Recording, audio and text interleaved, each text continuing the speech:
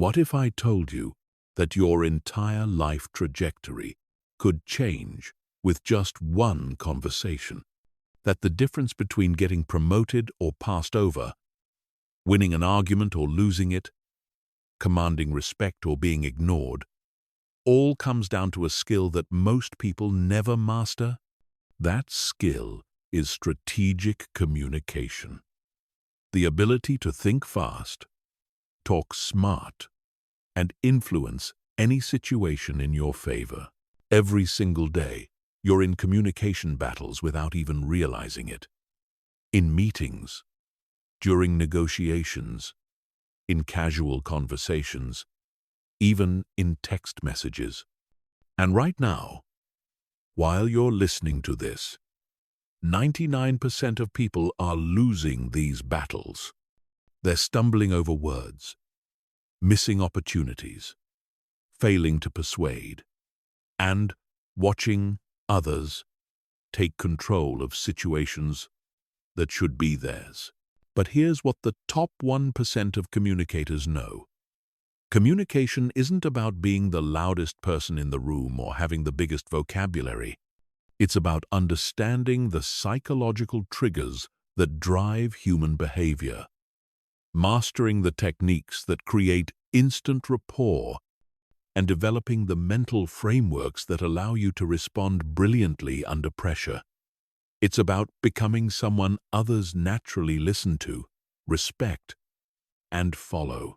The difference between average communicators and masters isn't talent or natural charisma. It's strategy. It's knowing exactly what to say, how to say it, and when to say it to get the outcome you want. By the time you finish this audiobook, you will have that strategic advantage. You will think faster, speak smarter, and communicate with the confidence and precision of someone who always wins the conversation. Chapter 1.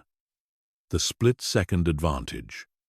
How elite communicators process information faster. Most people think communication is about talking, but elite communicators know the truth. It's about processing.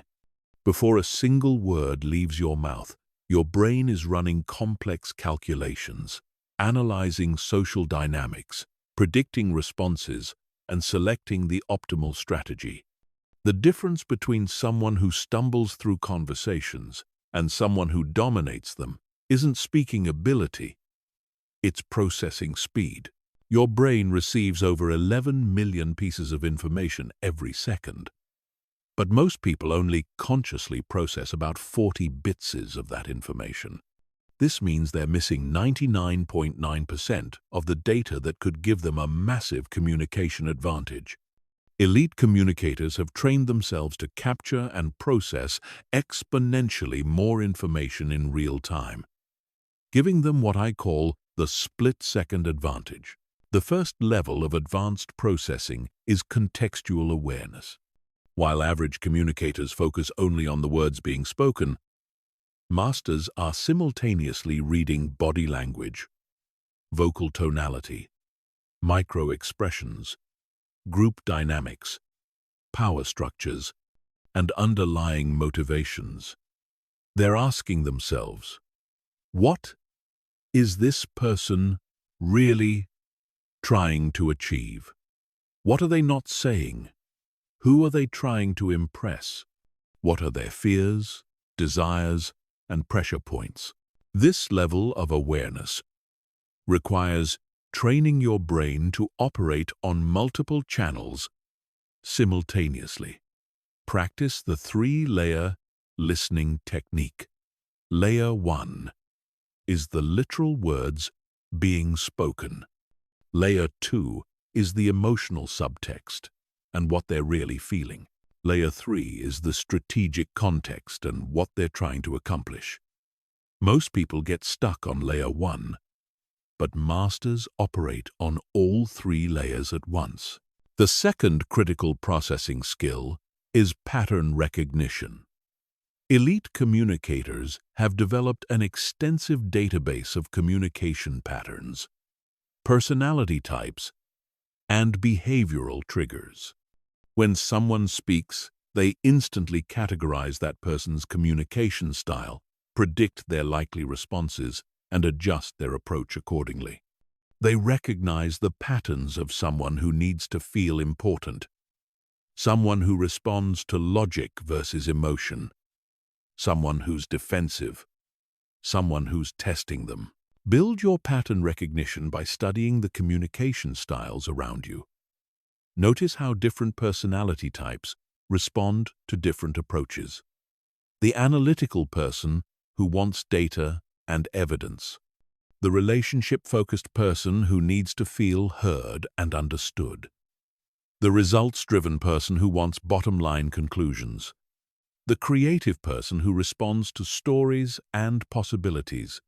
The more patterns you can recognize instantly, the more precisely you can tailor your communication. The third element is predictive processing. Masters don't just react to what's happening now. They're already 3 moves ahead, anticipating objections, preparing responses, and steering conversations toward their desired outcomes. They think like chess players, always considering their opponent's next likely moves and positioning themselves advantageously. Develop predictive processing by gaming out conversations before they happen. Before important meetings or discussions, run mental simulations. What are the likely objections or challenges you'll face? How can you preemptively address them? What are the different directions the conversation could go? And how will you guide it back to your objectives? This preparation creates the appearance of thinking fast, when really you're thinking ahead. The fourth level is emotional processing. Most people get hijacked by their own emotions or the emotions of others. But elite communicators maintain what I call emotional overhead. They can feel the emotional dynamics in the room without being controlled by them.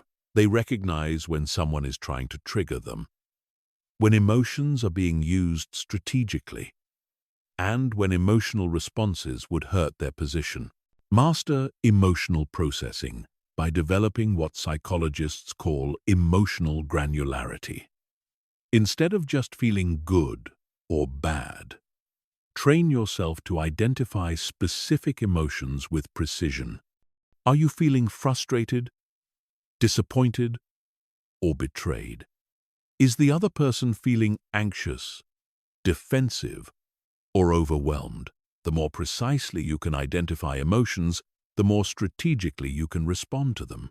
Finally, elite communicators have developed what I call response flexibility.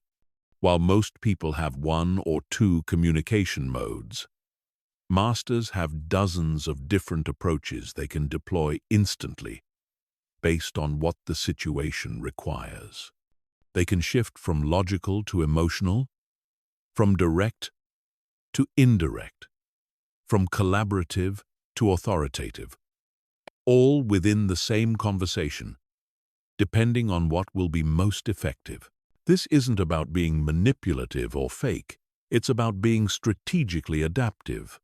Just like a skilled driver changes gears based on road conditions, skilled communicators change approaches based on social conditions. They read the room, assess what's needed, and adjust accordingly. This level of flexibility only comes from having a large toolkit of communication strategies and the processing speed to select the right one in real time. Chapter 2. The Instant Influence Framework. Psychological triggers that work in seconds. Human beings are psychological creatures, and every single person you communicate with is running on predictable mental software. While most people try to influence others through force, logic, or manipulation, elite communicators understand that true influence happens at the subconscious level through psychological triggers that bypass rational resistance and create automatic responses. The first and most powerful trigger is reciprocity.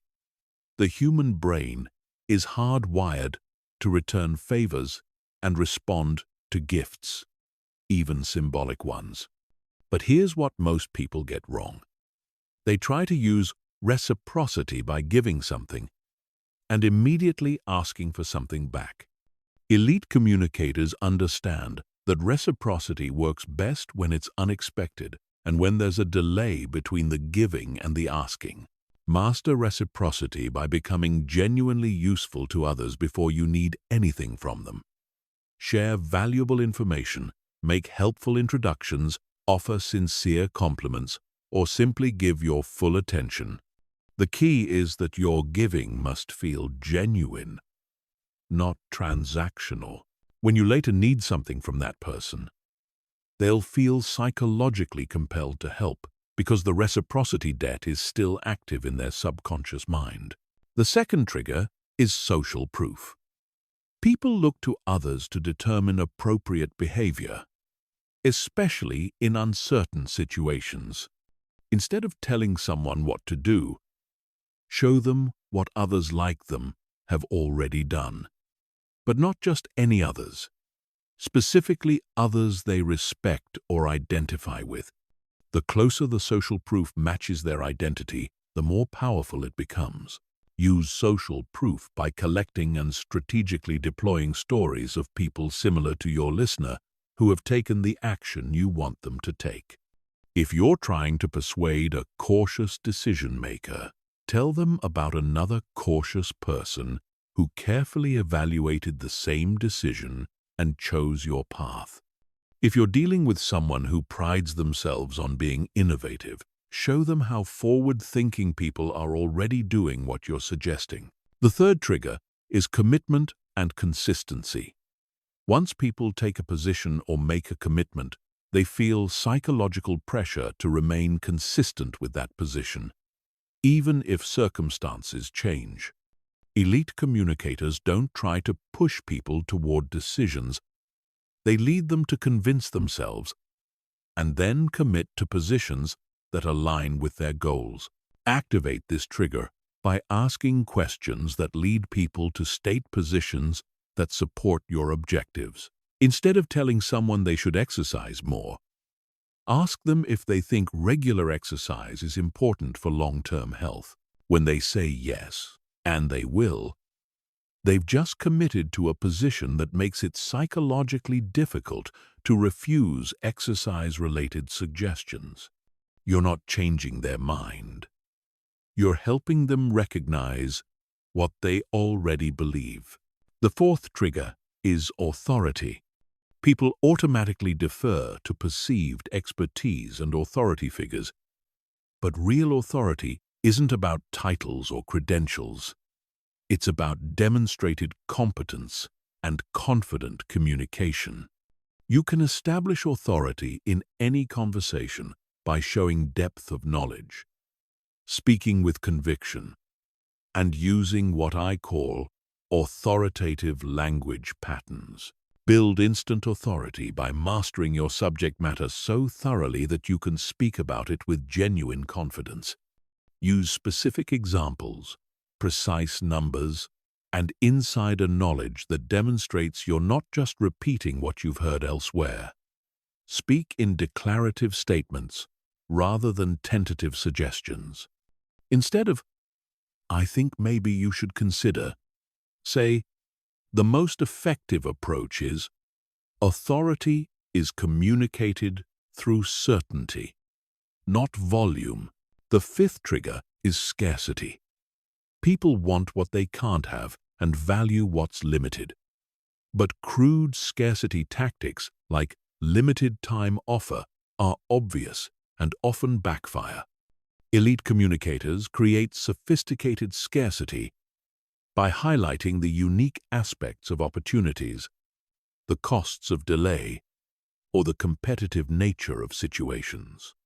Create authentic scarcity by helping people understand the real limitations they face. Time is always scarce.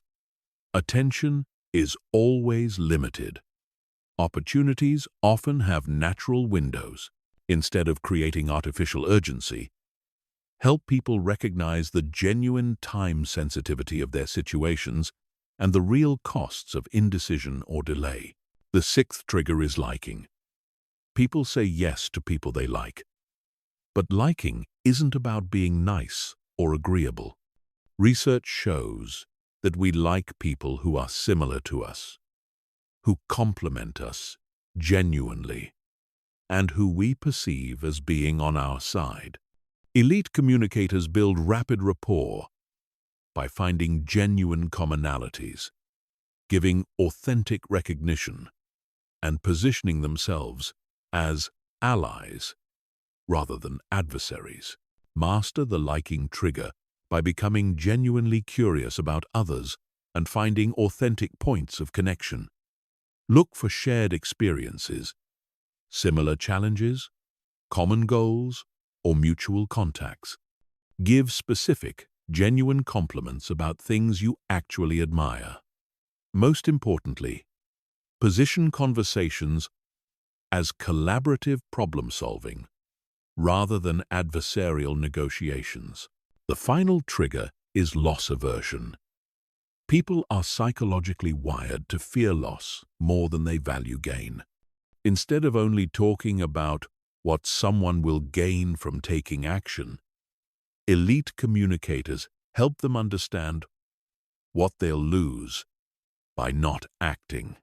But this isn't about fear-mongering. It's about helping people see the full cost of their current trajectory. Use loss aversion ethically by helping people understand the opportunity costs of inaction. What will they miss if they don't change? What will deteriorate if they don't address current problems? What advantages will their competitors gain if they don't act? Paint a realistic picture of the status quo's true costs, and suddenly taking action becomes not just attractive, but necessary. Chapter 3. Strategic Listening. The Secret Weapon of Persuasion Masters. Most people think great communicators are great talkers, but the opposite is true. The most persuasive people in the world are strategic listeners who use their ears as weapons of influence. While everyone else is waiting for their turn to speak, masters are gathering intelligence, building rapport, and positioning themselves for maximum impact when they do speak. Strategic listening isn't passive. It's an active process of extraction, analysis, and positioning. You're not just hearing words, you're mining for motivations, mapping power structures, identifying pressure points, and collecting the exact ammunition you'll need to craft irresistible arguments. Every conversation becomes an intelligence-gathering operation that gives you massive advantages.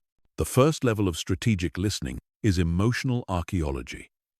You're digging beneath surface words to uncover the real emotional drivers behind what people are saying. Someone complaining about their boss isn't just venting. They're revealing their power struggles, their career fears, their need for recognition, or their desire for autonomy. Someone discussing market challenges isn't just sharing information. They're exposing their strategic priorities, their resource constraints, and their decision-making criteria. Train yourself to hear emotions behind words by listening for what I call emotional markers.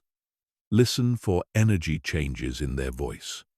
What topics make them speak faster or slower? What causes their voice to rise or fall? What words do they emphasize? What do they avoid talking about? These patterns reveal their true priorities and emotional hot buttons, which become your keys to influence. The second level is value archaeology. Everyone has a hierarchy of values that drives their decisions, but most people never articulate these values clearly. Strategic listeners extract these values through careful questioning and observation. They discover whether someone values security over opportunity, recognition over money, autonomy over collaboration, or progress over stability. Uncover values by listening for language patterns that reveal priorities. What outcomes do they describe as ideal? What situations do they describe as problems? What do they complain about most frequently? What do they brag about? The things people complain about reveal their unmet values, and the things they brag about reveal their satisfied values. Map their value system, and you can predict their decisions. The third level is authority mapping. In every conversation, there are multiple layers of influence and authority. Who does this person need approval from? Who influences their thinking? What groups do they identify with? What experts do they respect? Understanding their authority structure tells you exactly how to position your ideas for maximum acceptance. Map authority by listening for reference points. Who do they quote? What sources do they mention? What groups do they identify with? What approval do they seek? When they say, "we," who are they referring to? The people and groups they reference reveal their psychological tribes and influence networks. Align your arguments with their authority figures, and you're borrowing their credibility. The fourth level is strategic questioning that doesn't feel like interrogation. Most people ask obvious questions that put others on the defensive. Strategic listeners ask questions that make people feel heard, understood, and important, while simultaneously extracting the exact information they need to craft persuasive arguments. Master strategic questioning by using the excavation sequence. Start with broad, open questions that get people talking. What's your take on this situation? Then narrow down with specific follow-ups. What's the most challenging part of that? Then dig for emotions. How does that make you feel? Finally, extract values. What would an ideal solution look like? This sequence feels like natural conversation while systematically gathering intelligence. The fifth technique is mirroring and matching. People feel more comfortable and open with those who communicate in similar styles. Strategic listeners adapt their communication patterns to match the other person's pace, energy level, vocabulary, and structure. This isn't mimicry. It's strategic adaptation that creates subconscious rapport. Practice adaptive listening by matching their communication style. If they speak quickly, increase your pace. If they use specific details, ask for specifics. If they speak in big concepts, respond conceptually. If they're analytical, be logical. If they're emotional, acknowledge feelings. This adaptation happens gradually and naturally, not dramatically or obviously. The sixth skill is silence as a strategic weapon. Most people are uncomfortable with silence and will fill it with valuable information, admissions, or concessions. Strategic listeners use calculated pauses to create pressure that encourages others to reveal more than they intended. They understand that whoever speaks first often loses leverage. Use strategic silence by simply waiting after someone finishes speaking. Count 3 seconds before responding. Often, they'll add crucial information just to fill the silence. After asking important questions, resist the urge to rephrase or add clarification. Let the silence do the work. This technique is particularly powerful during negotiations or when trying to get someone to commit to a position. The final mastery level is listening for lies, omissions, and manipulation attempts. People rarely lie outright, but they often omit important information, exaggerate certain aspects, or use language to create false impressions. Strategic listeners develop an ear for these deceptions and can adjust their strategies accordingly. Detect deception by listening for inconsistencies in their story, unusually defensive responses, or language that seems designed to impress rather than inform. Listen for what they're not saying. What obvious questions are they not asking? What natural concerns are they not raising? What details are they skipping? Often, what people don't say is more revealing than what they do say. Strategic listening transforms every conversation into an advantage. While others are focused on what they want to say next, you're gathering the exact intelligence you need to craft irresistible arguments, build genuine connections, and position yourself as someone who truly understands what matters to them. Chapter 4. Confidence. Projection. How to command respect through voice, words, and presence.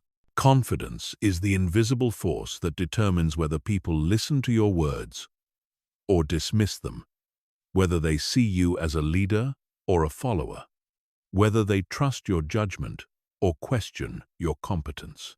But confidence isn't something you either have or don't have. It's a set of specific behaviors that can be learned, practiced, and deployed strategically to create the exact impression you want. Real confidence isn't about feeling fearless or having no doubts. It's about projecting competence and certainty, even when you're internally uncertain. Elite communicators understand that confidence is performed, not felt. They've mastered the external behaviors that trigger confidence responses in others, regardless of their internal state. The foundation of confidence projection starts with your voice. Your vocal patterns communicate more about your status and competence than your actual words. Most people undermine themselves with vocal habits they don't even notice. They speak too quickly when nervous, end statements with questioning intonation, or use filler words that signal uncertainty. Master vocal confidence through deliberate voice control. Lower your pitch slightly, especially at the end of statements. This creates what psychologists call authoritative intonation, which signals certainty and competence. Slow your speaking pace by 15%, which forces listeners to pay closer attention and suggests that your words are valuable enough to savor. Eliminate filler words like like, and you know, by practicing strategic pauses instead. When you need time to think, pause silently, rather than filling the space with uncertainty signals. The second element is precise word choice that demonstrates competence. Confident communicators use specific language rather than vague generalizations. They quantify their statements with numbers and data. They use active rather than passive voice. They make declarative statements rather than tentative suggestions. Transform your language patterns by replacing weak phrases with strong alternatives. Instead of, "I think maybe we should consider," say, "The most effective approach is," instead of, "I'm not sure," but say, "Based on the evidence." Instead of, "Does that make sense?" Say, "Let me know your thoughts." Instead of, "I'll try to," say, "I will." These linguistic shifts signal competence and certainty to listeners' subconscious minds. The third component is strategic body language that projects authority. Your physical presence communicates before you speak a word. Most people adopt defensive or submissive postures without realizing how they're undermining their credibility. They cross their arms, avoid eye contact, fidget, or take up minimal space. Command physical presence through intentional positioning. Take up appropriate space without being aggressive. Keep your shoulders back and chest open. Maintain steady eye contact, looking away occasionally to avoid staring. Use purposeful gestures that support your words rather than nervous fidgeting. When standing, keep both feet firmly planted rather than shifting weight. When sitting, claim your space without encroaching on others. The fourth skill is strategic vulnerability. Counterintuitively, projecting complete invulnerability actually reduces credibility because it seems inauthentic.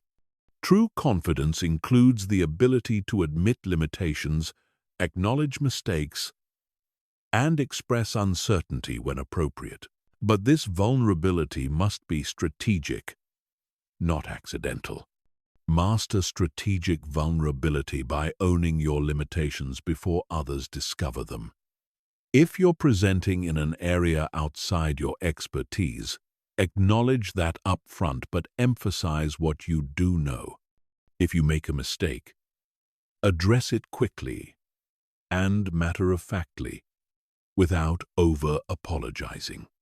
If you don't know something, say so confidently. I don't have that information, but I'll find out. This approach actually builds credibility rather than destroying it, because it demonstrates self-awareness and intellectual honesty. The fifth element is preparation that creates authentic confidence. Real confidence comes from competence, and competence comes from thorough preparation. You can't fake confidence in situations where you're genuinely unprepared. Elite communicators prepare so thoroughly that their confidence is authentic rather than performed. Build authentic confidence through systematic preparation. For important conversations, prepare not just your main points but anticipated objections and your responses. Practice key phrases until they feel natural. Research your audience so you can speak to their specific interests and concerns. The more thoroughly prepared you are, the more genuine confidence you'll project, because you'll actually be confident. The sixth technique is managing and channeling nervous energy. Everyone experiences anxiety before important communications. But confident communicators transform that energy into dynamic presence rather than letting it undermine their performance. They understand that nervous energy and excited energy feel similar physiologically and can be reframed. Channel nervous energy by reinterpreting it as excitement and preparation. Before important conversations, use physical movement to release excess energy. Do power poses privately to trigger confidence hormones. Practice deep breathing to center yourself. Remind yourself that nervousness signals that this matters to you, which is positive, not negative.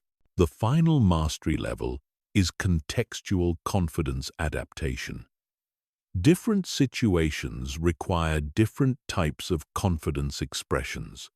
The confidence appropriate for a boardroom presentation differs from the confidence needed for a casual conversation. Elite communicators adjust their confidence projection to match the context while maintaining their core presence. Adapt confidence contextually by reading the situation's requirements. In formal settings, project competence through preparation and expertise.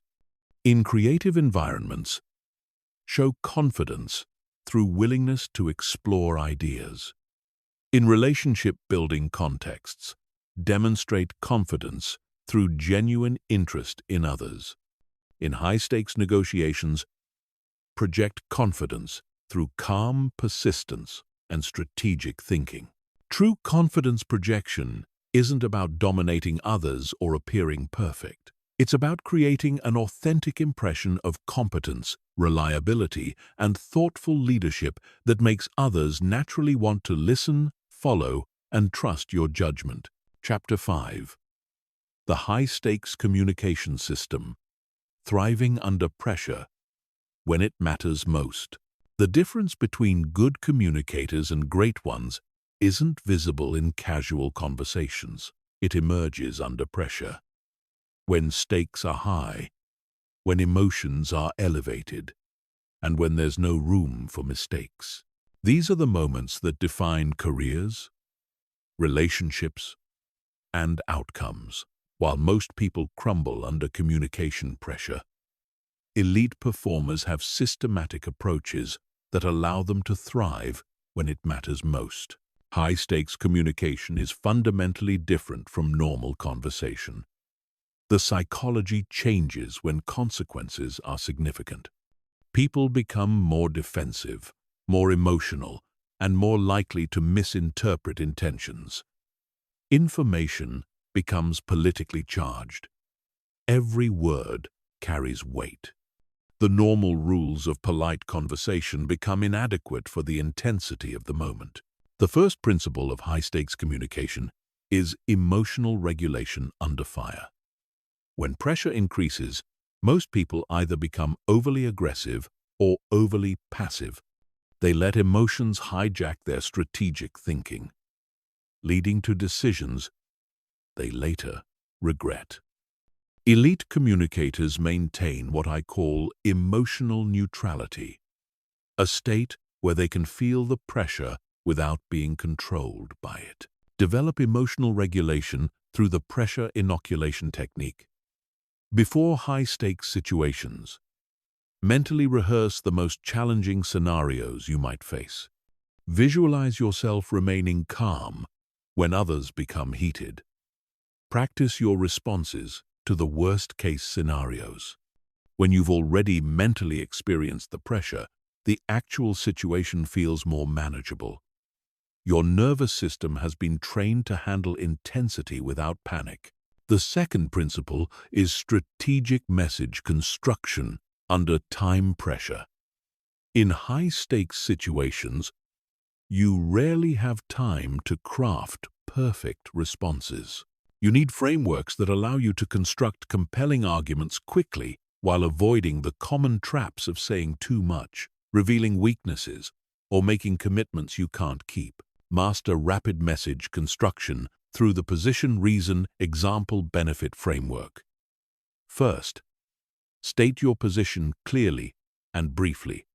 Second, provide one strong reason why this position is correct. Third, give a specific example that illustrates your point. Fourth, explain the benefit or consequence of following your recommendation. This structure ensures your responses are logical, memorable, and persuasive, even under extreme time pressure. The third skill is reading and managing group dynamics in charged environments. High-stakes communication usually involves multiple stakeholders with different agendas, power levels, and emotional states. The ability to quickly assess these dynamics and adjust your approach accordingly is crucial for achieving your objectives without creating unnecessary enemies. Analyze group dynamics by identifying the key players before you speak. Who has the real decision-making authority? Who are the influencers that others look to? Who are potential allies? Who might be threatened by your position? Tailor your message to address the primary decision-maker while acknowledging the concerns of key influencers. This approach builds coalitions rather than resistance. The fourth technique is strategic information management.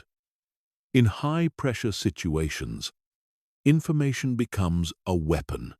Revealing too much can undermine your position, while revealing too little can damage credibility. Elite communicators have systematic approaches for deciding what to share. how much detail to provide, and when to hold back critical information for maximum impact. Manage information strategically by using the graduated disclosure method. Start with your strongest, most defensible points. Gauge the response before revealing more sensitive information. Always keep your best evidence in reserve for when you face strong challenges. If others are withholding information, ask direct questions that put pressure on them to be transparent while maintaining your own strategic privacy. The fifth principle is handling hostile or aggressive communication without losing your composure or your position. In high-stakes situations, others may try to intimidate, interrupt, or overwhelm you with aggressive tactics. Most people either fight back aggressively, creating escalation, or submit passively, losing credibility. Counter aggressive communication through the acknowledge, redirect, refocus technique. First, acknowledge their concern without accepting blame. I understand you're frustrated with this situation. Second, redirect attention from emotion to facts.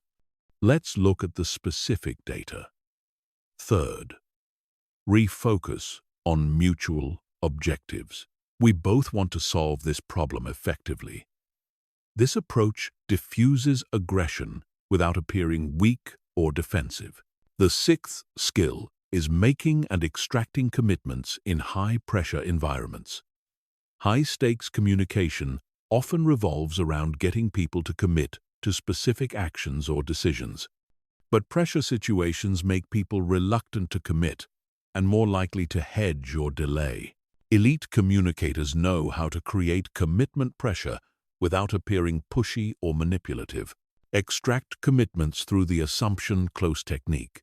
Instead of asking if they'll do something, assume they will, and discuss implementation details. When you implement this next week, what support will you need? This approach makes non-commitment feel awkward, while giving them easy ways to agree. Follow up immediately by confirming specific timelines and next steps in writing. The seventh technique is damage control when things go wrong. In high-stakes situations, mistakes have amplified consequences. How you handle errors, omissions, or misunderstandings often matters more than avoiding them entirely.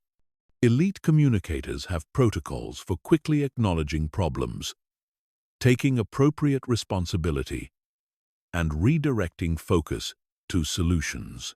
Handle mistakes through immediate ownership and solution focus. Acknowledge the error quickly and specifically. I provided incorrect information about the timeline. Take appropriate responsibility without over-apologizing. That was my mistake. Immediately pivot to solutions. Here's how we can address this. This approach builds credibility rather than destroying it, because it demonstrates competence in handling problems. The final mastery level is strategic follow-up that locks in your victories. High-stakes communication doesn't end when the meeting ends. The real work often happens in the follow-up, where agreements are solidified, objections are addressed privately, and relationships are built with key decision-makers. Master strategic follow-up by contacting key stakeholders individually within 24 hours. Clarify any uncertainties that arose during the high-pressure situation. Address concerns that people may have been reluctant to raise publicly. Reinforce the key points that support your position with additional evidence or examples. This individual attention often converts fence-sitters into allies and prevents post-meeting second-guessing. High-stakes communication mastery isn't about being perfect under pressure. It's about having systematic approaches that allow you to maintain effectiveness when others lose theirs. Turning pressure situations into opportunities to demonstrate leadership and competence that sets you apart from everyone else who wilts when it matters most. Chapter 6. The Negotiation Mastery System. Getting everything you want without creating enemies. Most people think negotiation is about fighting for what they want, but elite negotiators know the secret. The best negotiations feel like collaborations where everyone wins, even when you're getting exactly what you planned. True negotiation mastery isn't about overpowering others. It's about architecting outcomes where your victory looks like their victory too. The foundation of elite negotiation is reframing the entire interaction before it begins. While others see negotiation as a battle over limited resources, masters create abundance by expanding the pie before dividing it. They understand that people's stated positions are rarely their real interests, and that satisfying underlying interests often costs you nothing while creating massive value for them. The first principle is information asymmetry creation. Before any negotiation begins, you must know more about their situation than they know about yours. This isn't about deception. It's about strategic intelligence gathering that reveals their true constraints, motivations, and alternatives. The person with better information always has the advantage. Gather intelligence through strategic pre-negotiation conversations that don't feel like intelligence gathering. Ask about their broader business challenges, their timelines, their internal approval processes, and their success criteria. Listen for what they're really trying to accomplish beyond the specific deal. Map their organizational pressures, their personal motivations, and their measurement criteria. This intelligence becomes your strategic ammunition. The second technique is anchoring with precision. The first number mentioned in any negotiation creates a psychological anchor that influences all subsequent discussions. Most people either anchor too aggressively, creating resistance, or too weakly, leaving value on the table. Elite negotiators use calculated anchoring that stretches their counterparts' expectations while remaining within the realm of possibility. Master anchoring by starting with your research-based extreme position, then immediately providing logical justification for why that position is reasonable. Don't just throw out a number. Build a case for why that number makes sense given market conditions, precedent, or value creation. This approach moves their anchor point while maintaining credibility and avoiding the impression that you're trying to take advantage of them. The third skill is tactical concession making. That creates reciprocity pressure. Every concession you make should feel valuable to them, while costing you as little as possible. Elite negotiators prepare lists of low-cost, high perceived value concessions they can make strategically throughout the negotiation to build goodwill and create reciprocity debt. Structure concessions using the reluctant concession method. Never give anything away easily, even if it costs you nothing. Express hesitation. Explain why you normally wouldn't agree to this. Then, make the concession contingent on something you want. I normally wouldn't include expedited delivery, but given your tight timeline, I can make that work if we can finalize the agreement by Friday. This approach makes every concession feel earned rather than expected. The fourth principle is creating multiple variables to expand trading opportunities. Simple negotiations with only one variable inevitably become win-lose scenarios. Elite negotiators introduce multiple dimensions that allow for creative value exchanges where both parties can win on the variables that matter most to them. Expand negotiation variables by exploring timing, payment terms, scope modifications, service levels, guarantees, exclusivity arrangements, referral commitments, or future considerations. Often, what's expensive for you to provide is inexpensive for them to receive, and vice versa.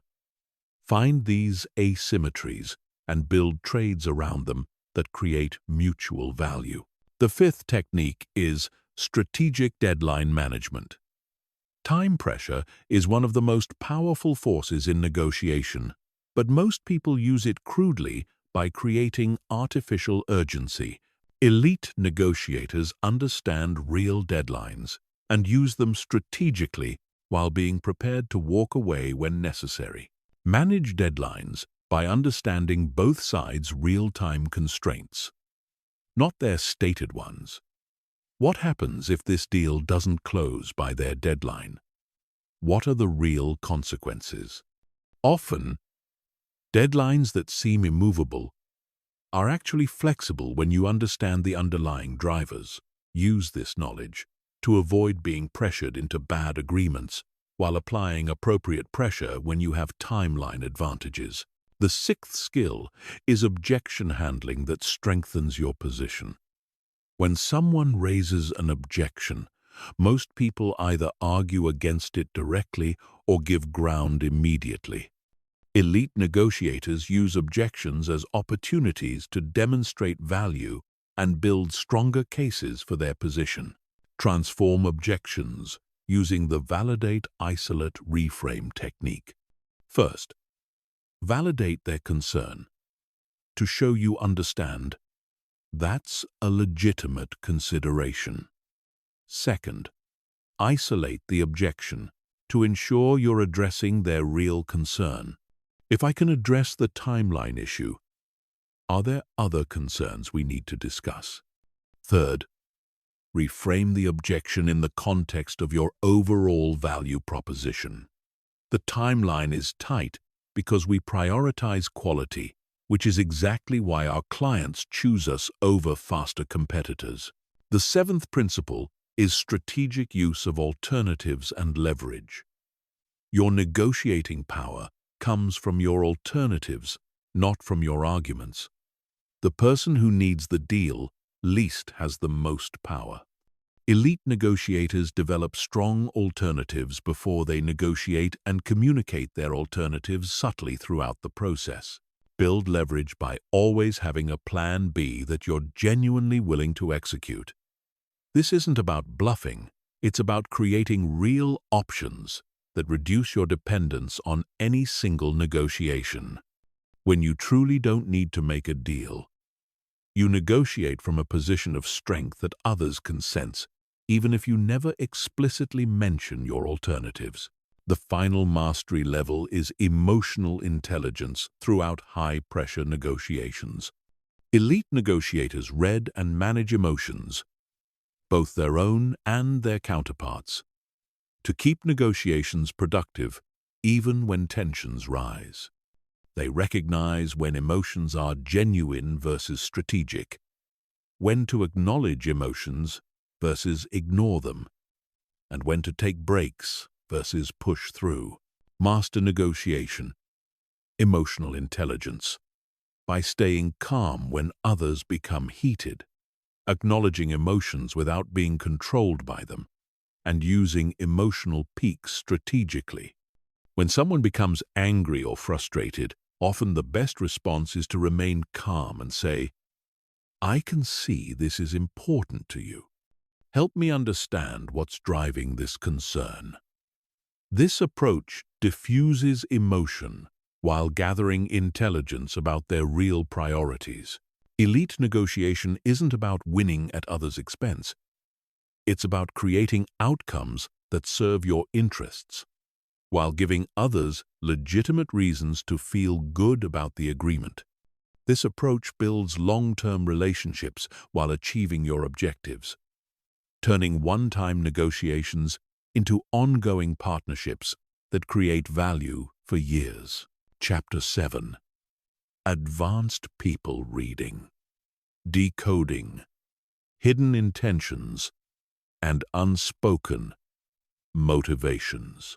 While most people take others at face value, elite communicators are constantly reading beneath the surface, gathering intelligence about true motivations, hidden agendas, and unspoken concerns. This isn't mind reading, it's systematic observation and analysis of the subtle signals people constantly broadcast about their real thoughts and feelings. The foundation of advanced people reading is understanding that humans are terrible at hiding their internal states. We leak information constantly through micro-expressions, body language, vocal patterns, word choices, and behavioral inconsistencies. The key is training yourself to notice and interpret these signals accurately while avoiding the common pitfall of overanalyzing or projecting your own biases. The first level is baseline establishment. Before you can read someone's deviations, you need to understand their normal patterns. Everyone has unique communication styles, emotional expressions, and behavioral tendencies. Elite readers spend the first few minutes of any interaction cataloging someone's baseline behaviors so they can spot changes that indicate stress, deception, or emotional shifts. Establish baselines by observing their normal pace of speech, typical gestures, usual eye contact patterns, standard posture, and comfortable conversation topics. Notice how they behave when discussing neutral subjects before moving to more sensitive areas. Once you know they're normal, any deviation becomes potentially significant information about their internal state. The second skill is micro-expression recognition. Facial expressions leak genuine emotions for split seconds before people gain conscious control and display their intended expression. These micro-expressions reveal true feelings even when someone is trying to hide them. The 7 universal micro-expressions are happiness, sadness, anger, fear, surprise, disgust, and contempt. Train micro-expression recognition by practicing with online databases and paying attention to the brief moment when someone's face first reacts before they compose themselves.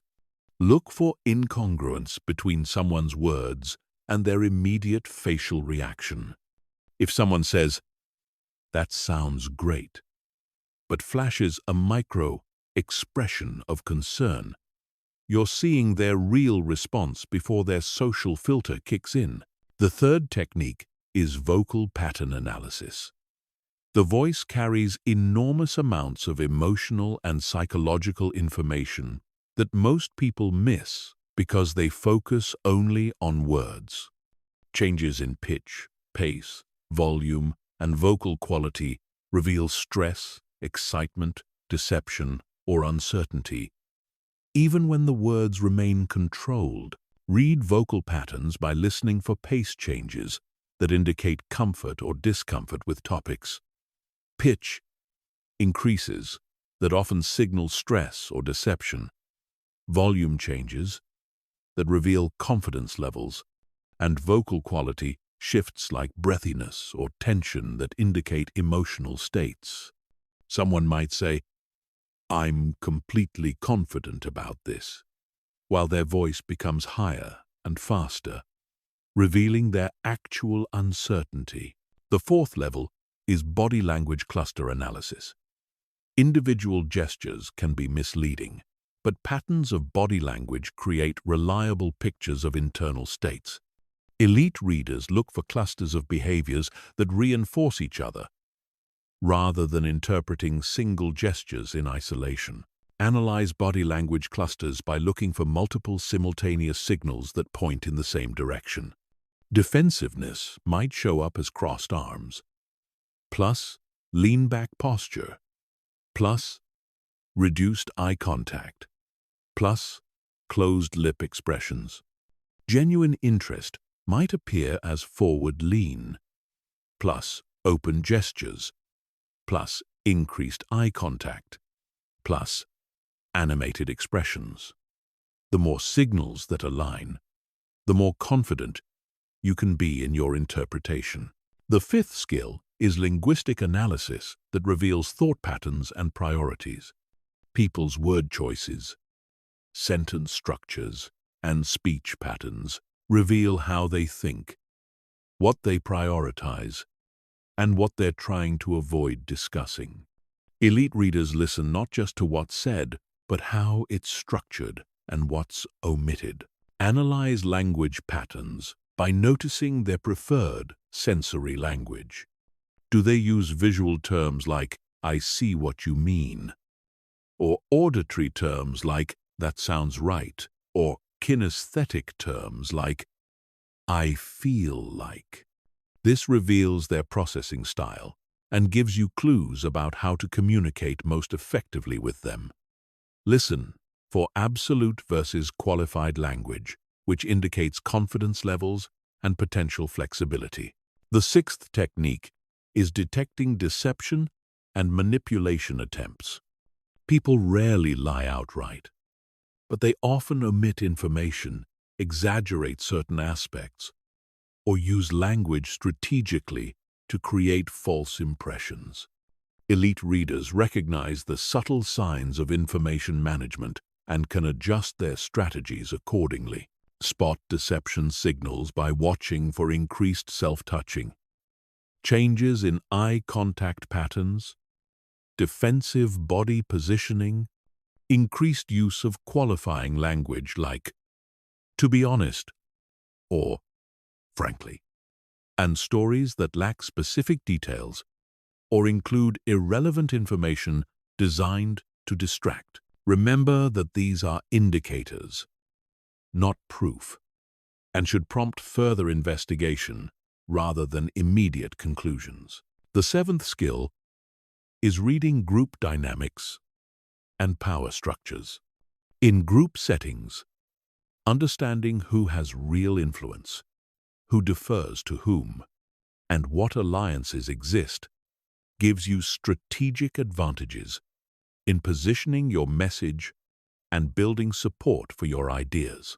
Map group dynamics by observing who speaks first, who others look to before responding, whose ideas get built upon versus ignored, who interrupts whom without consequences, and how physical positioning reflects power relationships.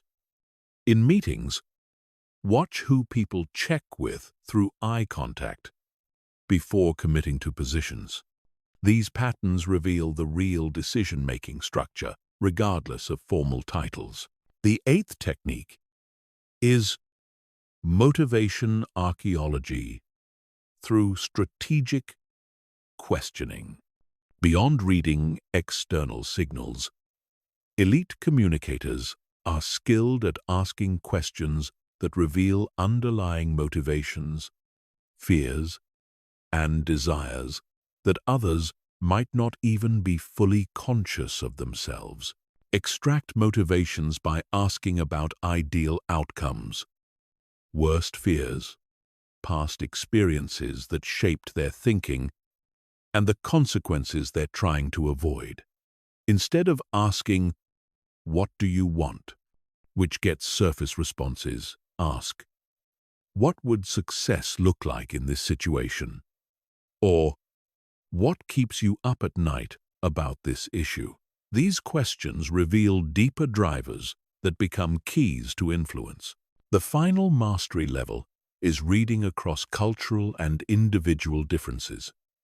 People from different backgrounds, cultures, and personality types express themselves differently. What looks like deception in one culture might be politeness in another. What seems like disinterest in one personality type might be deep consideration in another. Develop cultural intelligence by learning the baseline behaviors of different groups and individuals rather than applying universal interpretations. Introverts might avoid eye contact when thinking deeply, not when being deceptive. People from high-context cultures might communicate indirectly as a sign of respect, not evasion. Adjust your reading accordingly, while looking for deviations from their cultural and personal baselines. Advanced people reading transforms every interaction into an intelligence-gathering opportunity. You'll know when someone is genuinely interested versus being polite, when they have concerns they're not expressing, when they have authority to make decisions versus needing approval from others, and when they're telling the complete truth versus managing information strategically. Chapter 8. Conflict Resolution Mastery. Turning opposition into opportunity. Most people see conflict as something to avoid or endure, but elite communicators understand that conflict is actually information. It reveals underlying tensions, unmet needs, and misaligned expectations that were previously hidden. Masters don't just resolve conflicts. They transform them into opportunities for stronger relationships and better outcomes than existed before the conflict arose. The fundamental reframe is understanding that conflict is rarely about the surface issue being debated. People don't fight about money. They fight about fairness, respect, or security. They don't fight about deadlines. They fight about competence recognition or resource allocation. Elite conflict resolvers always address the underlying emotional and psychological drivers, not just the superficial disagreement. The first principle is immediate emotional regulation under fire. When conflict emerges, most people either become defensive and aggressive or withdraw and avoid. Both responses escalate tension and prevent resolution. Elite communicators maintain what I call conflict composure, staying calm and strategic, even when others become emotional. Develop conflict composure through the physiological reset technique. When you feel your emotional temperature rising, immediately slow your breathing, lower your voice, and pause before responding. This activates your parasympathetic nervous system and prevents the fight or flight response from hijacking your strategic thinking. Your calm presence becomes an anchor that can actually de-escalate others. The second skill is reframing conflict as mutual problem solving. Instead of viewing conflict as a battle between opposing forces, elite resolvers position it as a shared challenge that requires collaborative solutions. This single reframe changes the entire dynamic from adversarial to cooperative. Reframe conflict by using collaborative language patterns. Instead of, "You're wrong about this," say, "We have different perspectives on this issue." Instead of, "That won't work," say, "Let's explore the challenges with that approach." Instead of, "This is your fault," say, "We're facing a situation that needs attention." This language creates psychological safety for both parties to explore solutions without losing face. The third technique is tactical empathy that disarms defensiveness. This isn't about agreeing with the other person or abandoning your position. It's about demonstrating that you understand their perspective and concerns, which makes them more willing to consider yours. Most conflict escalates because people feel unheard and misunderstood. Deploy tactical empathy by explicitly acknowledging their concerns before presenting your perspective. "I understand you're frustrated because you feel the timeline is unrealistic given your current workload. That's a legitimate concern." This validation doesn't require agreement, but it demonstrates that you're listening and taking their perspective seriously, which reduces defensiveness. The fourth principle is separating people from positions. In heated conflicts, People become emotionally attached to their stated positions and fight to defend them, even when better alternatives emerge. Elite resolvers help people step back from their positions to explore the underlying interests that those positions were meant to serve. Separate people from positions by asking about underlying needs and concerns. Help me understand what you're trying to accomplish with that approach. Or, what would need to happen for you to feel comfortable with a different solution? These questions move the conversation from defending positions to exploring interests, which opens space for creative alternatives. The fifth skill is managing power dynamics during conflicts. Conflicts often involve unequal power relationships that complicate resolution. Elite communicators know how to navigate these dynamics without either abusing power advantages or being victimized by power disadvantages. Navigate power dynamics by addressing them directly when appropriate. If you have more formal power, explicitly level the playing field. I want to hear your honest perspective on this, even if you disagree with me. If you have less formal power, focus on shared interests and mutual benefits rather than trying to win through argument. Power struggles rarely produce good outcomes for anyone. The sixth technique is strategic concession trading that creates win-win outcomes. In most conflicts, there are multiple issues at stake, and different issues have different importance levels for each party. Elite resolvers identify these asymmetries and construct trades where each party gets what matters most to them. Structure concession trades by first mapping what's most and least important to each side. Often, what's expensive for you to give is inexpensive for them to receive, and vice versa. Build packages where you concede on their high-importance, low-cost items in exchange for getting your high-importance items. This approach creates mutual satisfaction rather than mutual compromise. The seventh principle is timing management during heated exchanges.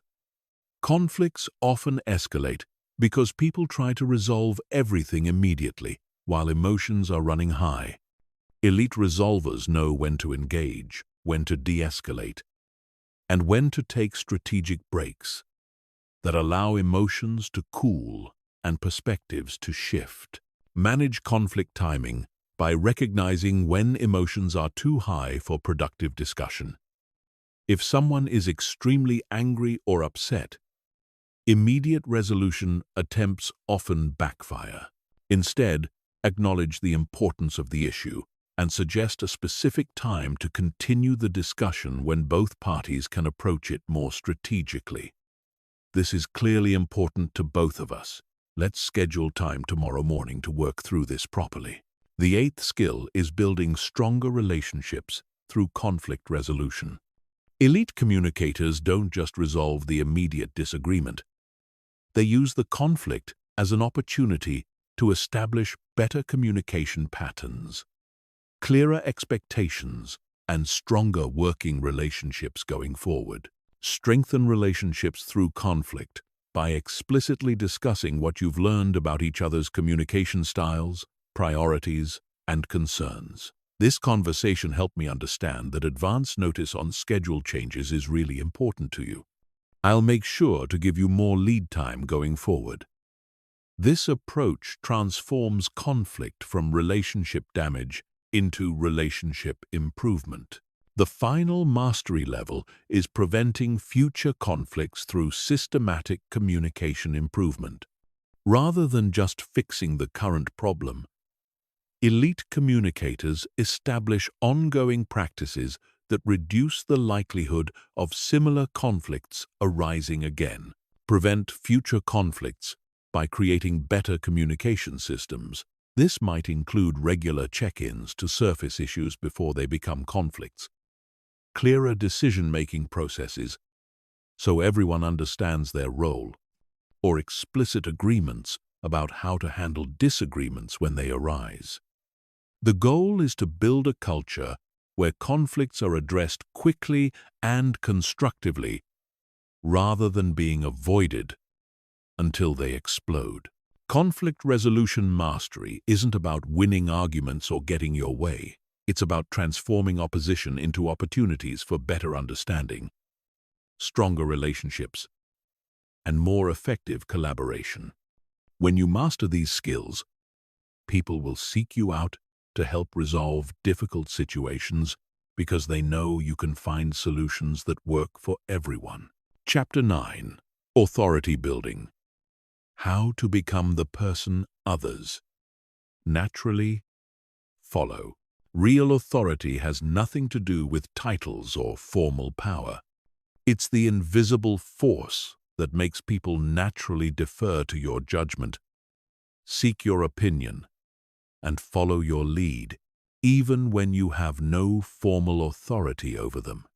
True authority is earned through demonstrated competence, strategic positioning, and consistent value delivery that makes others believe you have insights they need.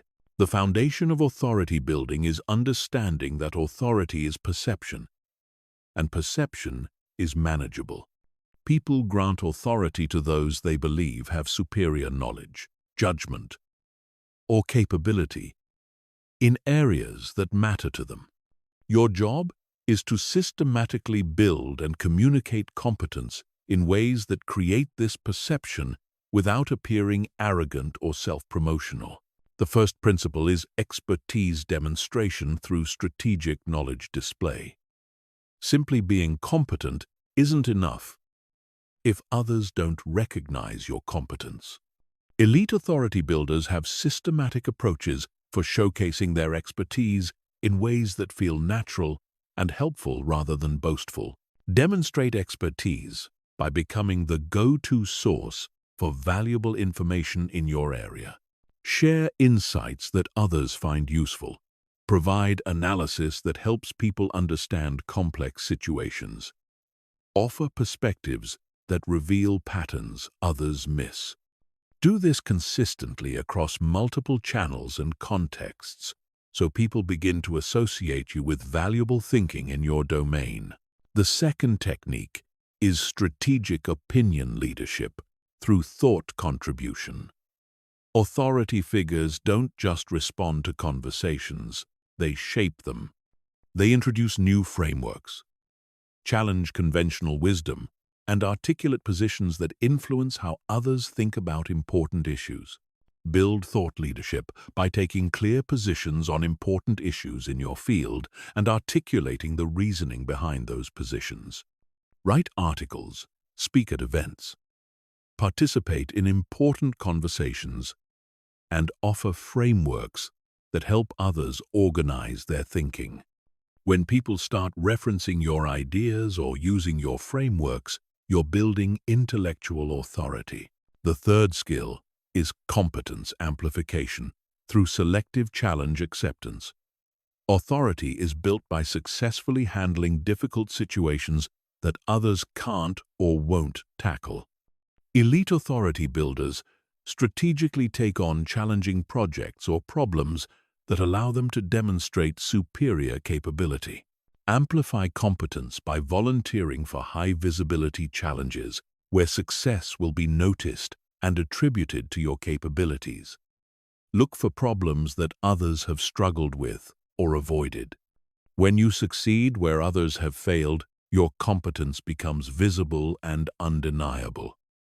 Choose these opportunities strategically based on your genuine strengths and preparation. The fourth principle is social proof accumulation through strategic relationship building. Authority is partially borrowed from associations with other respected figures. People grant more authority to those who are recognized by others they already respect. Build social proof by cultivating relationships with respected figures in your field and finding ways to collaborate or be associated with their work. Seek introductions. Participate in their events. Contribute to their projects. Or invite them to contribute to yours. When respected people publicly endorse your work or associate with you professionally, their authority transfers partially to you. The fifth technique is consistency building through reliable value delivery. Authority requires trust, and trust comes from consistent performance over time. People grant authority to those they can depend on to deliver valuable insights, sound judgment, or effective solutions repeatedly. Build consistency by establishing regular opportunities to demonstrate value and following through reliably. This might be weekly insights, monthly analyses, quarterly presentations, or annual strategies. The key is creating expectations and meeting them consistently so people come to depend on your contributions and see you as a reliable source of value. The sixth skill is strategic positioning through selective accessibility. Authority figures are available when it matters, but aren't constantly accessible for trivial issues. They position themselves as valuable resources whose time and attention are worth seeking. Position yourself strategically by being generous with valuable insights while being selective about your time. Respond quickly and thoughtfully to important requests, while politely deferring less critical demands. This approach creates scarcity around your attention while demonstrating that you prioritize impact over ego, which actually enhances your authority. The seventh principle is influence expansion through systematic network building. Authority grows through networks of people who recognize and amplify your expertise. Elite authority builders are strategic about cultivating relationships that extend their influence beyond their immediate circle. Expand influence by building relationships across multiple levels and functions within your industry or organization. Cultivate relationships with peers who can refer opportunities to you, junior people who can become advocates as they advance, and senior people who can provide sponsorship and visibility. This multi-level approach ensures your authority recognition spreads systematically. The eighth technique is legacy creation through knowledge transfer. True authority builders don't just accumulate influence for themselves. They create lasting impact by developing others and building systems that outlast their direct involvement. Create legacy by actively developing others and sharing your frameworks, insights, and approaches in ways that create lasting value. Mentor rising talent. Document your methodologies, create training programs, or build systems that embed your approaches into ongoing operations. When your influence continues even in your absence, you've built lasting authority. The final mastery level is humble authority that attracts rather than repels. The most powerful authority figures are those who wear their expertise lightly, acknowledge their limitations, and use their influence to elevate others rather than just themselves. Practice humble authority by being confident about your expertise while remaining curious about areas outside your knowledge. Giving credit generously to others who contribute to your success, acknowledging mistakes quickly and learning from them publicly, and using your platform to highlight others' good work rather than just your own. This approach attracts loyalty and builds sustainable influence. Authority building is a long-term process that requires consistency, strategic thinking, and genuine value creation. When done correctly, it creates a virtuous cycle where your growing influence provides more opportunities to demonstrate competence, which builds more influence, which creates more opportunities. The key is focusing on genuine value creation rather than self-promotion, because authority that's based on real competence is the only kind that lasts. Chapter 10. Verbal precision. The language patterns that control outcomes. Words are not just communication tools. They are programming languages for human consciousness.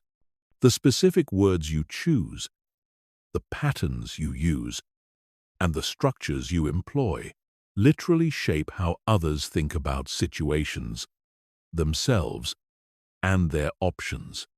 Elite communicators understand that verbal precision is the difference between suggesting ideas and implanting them. Most people use language carelessly, saying roughly what they mean and hoping others understand their intention. But elite communicators treat every word as a strategic choice that either advances their objectives or undermines them.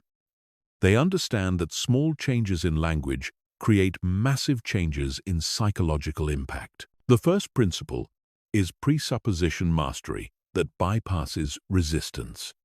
Instead of directly stating what you want someone to believe or do, you embed those assumptions into the structure of your sentences so they're accepted unconsciously before the person can evaluate them consciously.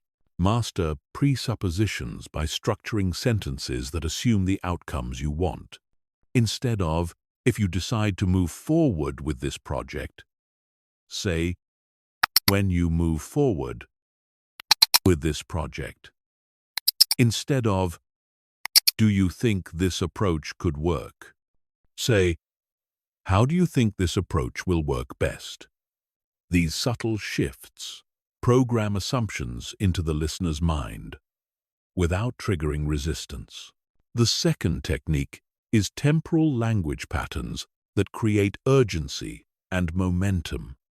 How you reference time influences how people feel about decisions and actions. Elite communicators use time-based language to create appropriate urgency without pressure, momentum without panic. Use temporal patterns strategically by connecting positive outcomes to immediate action and negative consequences to delay. The sooner we implement this, the faster you'll see results. Creates momentum toward action. Every day we delay gives our competitors more advantage. Creates urgency without being manipulative. These patterns help people feel the natural time pressure of their situations. The third skill is certainty versus possibility language that calibrates confidence levels. Different situations require different certainty levels in your language. Sometimes you need to project confidence and conviction. Other times you need to acknowledge uncertainty while maintaining credibility. Calibrate certainty language by matching your confidence level to your actual knowledge and the situation's requirements. Use definitive language like "this will result in" when you have strong evidence and need to project confidence. Use possibility language like "this is likely to result in" when you're less certain but still want to make the case. Match your language to your knowledge to maintain credibility. The fourth principle is emotional language selection that creates desired feelings. Every word carries emotional weight that influences how people feel about ideas, situations, and options. Elite communicators choose words specifically for their emotional impact, not just their literal meaning. Select emotional language by considering the feelings you want to create, then choosing words that generate those emotions. Instead of cost reduction, say efficiency improvement. Instead of problem, say opportunity for improvement. Instead of failure, say learning experience. These shifts don't change facts, but they change how people feel about facts, which influences their decisions. The fifth technique is specificity versus generality calibration. Specific language creates credibility and clarity, while general language creates flexibility and agreement. Elite communicators move fluidly between specific and general language based on their strategic objectives in each moment. Calibrate specificity by being specific when you want to build credibility and general when you want to build agreement. Our approach increased efficiency by 23% in the first quarter, is specific and credible. This approach significantly improves performance, is general and harder to argue with. Use specificity to prove points and generality to build consensus. The sixth skill is question patterns that guide thinking in desired directions. Questions are incredibly powerful because they force mental processing in specific directions. Elite communicators ask questions not just to gather information but to direct others' thinking toward conclusions that support their objectives. Master question patterns by asking questions that lead people to convince themselves. Instead of telling someone they should prioritize this project, ask, given your goals for this quarter, what would be the impact of completing this project versus delaying it? This approach makes them think through your logic and reach your conclusion independently. The seventh principle is contrast frames that highlight advantages. How you position options influences which ones seem attractive. Elite communicators create linguistic frames that make their preferred options appear obviously superior without disparaging alternatives. Create contrast frames by juxtaposing your preferred option with less attractive alternatives in ways that highlight your option's advantages. We could continue with the current approach and accept the ongoing inefficiencies, or we could implement this new system and solve the problem permanently. This framing makes one choice seem obviously superior without appearing manipulative. The eighth technique is ownership language that creates psychological investment. When people use language that implies ownership or personal involvement with ideas, they become psychologically committed to those ideas. Elite communicators guide others to use ownership language about their proposals. Encourage ownership language by asking questions that require people to envision themselves implementing or benefiting from your ideas. How would you roll this out to your team? Makes them think about implementation as if they've already decided to proceed. What results would you expect to see? Makes them envision the benefits personally. The ninth skill is authority language that establishes credibility without arrogance. How you reference your expertise, experience, or knowledge influences whether others see you as credible or arrogant. Elite communicators demonstrate authority through subtle language patterns rather than explicit claims. Use authority language subtly by referencing your experience indirectly through specific examples and insights rather than general claims about your expertise. Instead of, "I'm an expert in this area," say, "In my experience working with similar companies, the most effective approach has been." This demonstrates authority through specificity rather than self-promotion.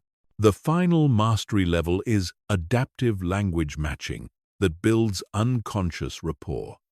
People are more influenced by those who speak in patterns similar to their own.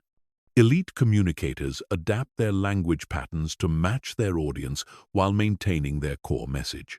Match language patterns by observing and adapting to others' communication styles. If they speak in big concepts, respond conceptually.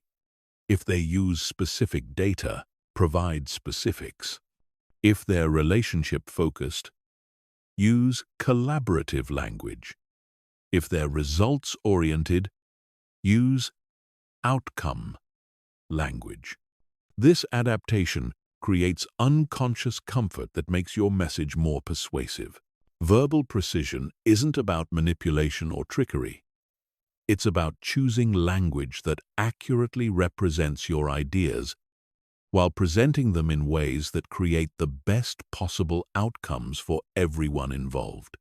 When you master these patterns, your words become tools of transformation that help others see possibilities, make better decisions, and take actions that serve everyone's interests. Chapter 11. Persuasion Mastery. The Psychology of Inevitable Agreement. Most people think persuasion is about having the best arguments or being the most convincing speaker, but elite persuaders understand that true persuasion happens before you even start talking. It's about creating psychological conditions where your ideas feel like natural conclusions rather than external suggestions. Real persuasion mastery means people convince themselves. The foundation of elite persuasion is understanding that humans make decisions emotionally and then justify them logically. While most people lead with facts and hope for emotional buy-in, masters do the opposite. They create emotional resonance first, then provide logical frameworks that allow people to feel smart about decisions they already want to make. The first principle is desire architecture that makes your proposal feel inevitable. Instead of trying to convince people to want something different, elite persuaders identify what people already want and position their ideas as the obvious path to getting it. They become bridges between current desires and better outcomes. Master desire architecture by starting every persuasion attempt with deep investigation into what the other person really wants to achieve, avoid, or experience. Don't ask them directly what they want, because most people don't consciously know their real motivations. Instead, ask about their ideal outcomes, their biggest frustrations, and their previous experiences. Listen for the emotional drivers behind their rational explanations. The second technique is resistance preemption that removes objections before they form. Most people wait for objections and then try to overcome them, which creates adversarial dynamics. Elite persuaders anticipate concerns and address them proactively, making agreement feel like the natural choice. Preempt resistance by acknowledging potential concerns before your audience raises them. You might be thinking this sounds too complicated to implement quickly, and that's a valid concern. Here's how we can make this simple. This approach demonstrates that you understand their perspective and have thought through their concerns, which builds credibility and removes barriers to acceptance. The third skill is social proof orchestration that leverages the power of peer influence. People don't just want evidence that something works, they want evidence that people like them have succeeded with it. Elite persuaders collect and strategically deploy social proof that matches their audience's identity and concerns. Orchestrate social proof by gathering specific stories of people similar to your audience who have achieved the outcomes you're proposing. Don't use generic testimonials. Use detailed case studies that show the decision-making process, implementation challenges, and specific results. The more similar the social proof to your audience's situation, the more powerful it becomes. The fourth principle is commitment escalation that builds psychological investment gradually. Instead of asking for big commitments up front, elite persuaders create sequences of small agreements that naturally lead to larger decisions. Each yes makes the next yes easier and more psychologically consistent.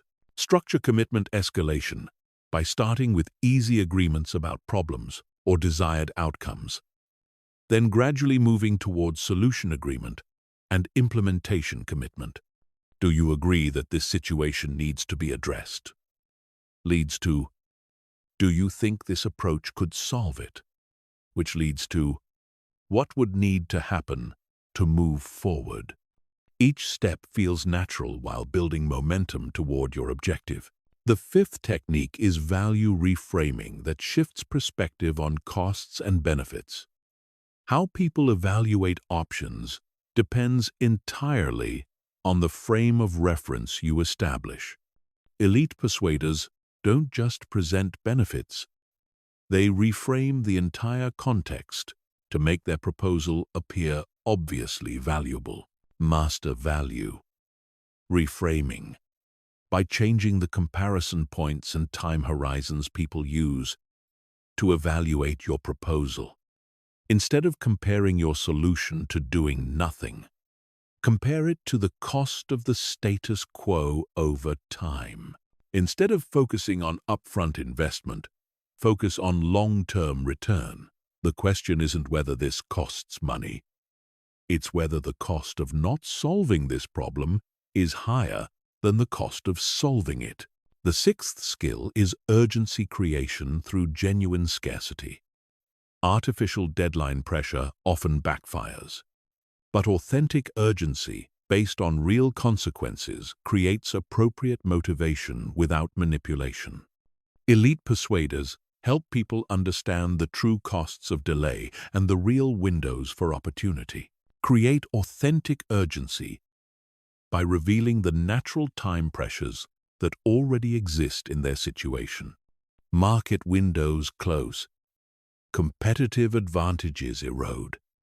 Problems compound. And opportunities move to others who act faster. Help them see these realities without creating artificial pressure. While we're discussing this, your competitors are moving forward with their solutions. What's the cost of falling further behind? The seventh principle is objection transformation that turns resistance into reasons to proceed. When someone objects to your proposal, most people see it as a problem to overcome. Elite persuaders see objections as information about what matters most to the person, which becomes the key to crafting irresistible responses. Transform objections by using them as bridges to stronger arguments. If someone says, "This is too expensive," respond with, "Cost is definitely important to consider. What would the return on investment need to be for this to make financial sense?" This approach acknowledges their concern while guiding them towards solution thinking rather than problem thinking. The eighth technique is emotional state management that creates receptivity to your ideas. People in different emotional states process information differently. Elite persuaders recognize emotional states and adapt their approach accordingly, sometimes shifting emotional states to create better conditions for persuasion. Manage emotional states by matching your energy to theirs initially, then gradually guiding them toward more receptive states. If they're anxious, acknowledge the concern and provide reassurance before presenting solutions. If they're excited, harness that energy toward positive outcomes. If they're skeptical, validate their caution and provide evidence. Your emotional intelligence determines your persuasion success. The final mastery level is ethical influence that serves everyone's interests. The most powerful persuaders are those who genuinely believe their proposals will benefit the other person. This authenticity creates congruence between their words and intentions, which people can sense even if they can't articulate it. Practice ethical influence by ensuring your proposals genuinely serve the other person's interests, not just your own. When you truly believe you're helping someone make a better decision, your persuasion becomes more authentic and effective. People can sense the difference between manipulation and genuine recommendation, and they respond accordingly. True persuasion mastery isn't about getting people to do what you want. It's about helping them see opportunities they might have missed and make decisions that genuinely serve their interests. When you master these principles, people don't feel persuaded, they feel enlightened. Chapter 12. Digital Communication Excellence. Mastering Virtual and Written Influence. The digital age has fundamentally changed communication, creating new opportunities and new challenges that most people haven't adapted to. While face-to-face communication relies heavily on vocal tone and body language, digital communication strips away these signals, making your words carry the entire burden of influence. Elite digital communicators have mastered techniques that create impact through screens and text. The foundation of digital communication excellence is understanding that virtual interactions require intentional amplification of signals that would be natural in person. Your energy, clarity, and presence must be consciously projected through technology rather than naturally transmitted through physical proximity. The first principle is virtual presence projection that commands attention through screens. In video calls, most people fade into the background, becoming forgettable participants rather than influential contributors. Elite digital communicators use specific techniques to project authority and engagement that cuts through screen fatigue and technical barriers. Master virtual presence through strategic positioning and energy management.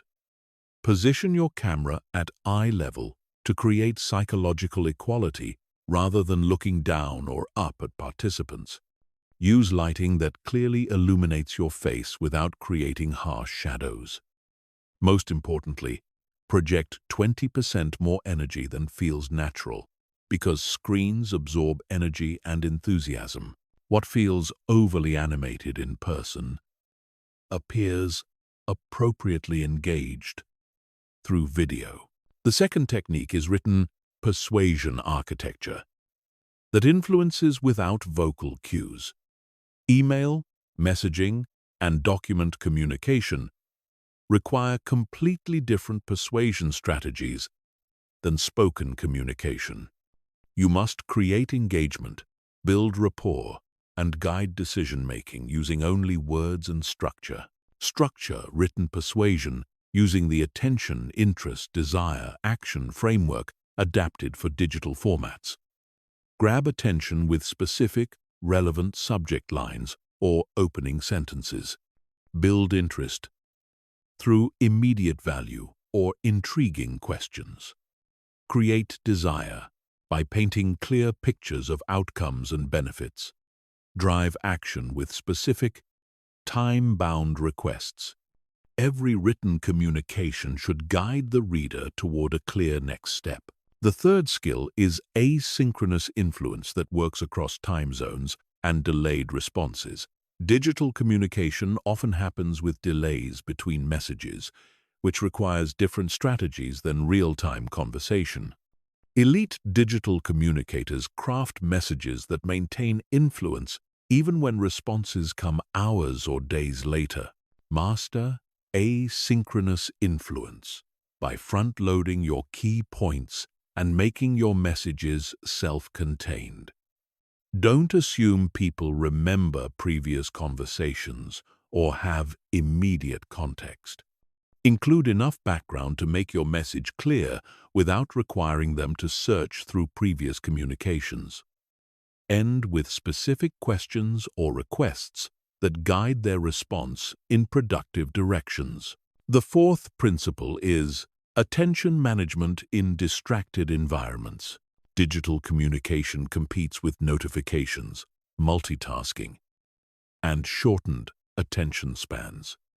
Elite communicators design their messages and presentations to capture and hold attention despite these challenges. Capture digital attention through strategic formatting and pacing. Use white space to make text easy to scan. Include bullet points and numbered lists for complex information. Bold key phrases that convey your main points, even if they only skim. Keep paragraphs short and focused on single ideas. Structure information so the most important points are visible within the first few seconds of reading. The fifth technique is virtual relationship building that creates connection without physical presence. Building trust and rapport through screens requires intentional strategies that replace the natural bonding that happens through shared physical space and subtle social cues.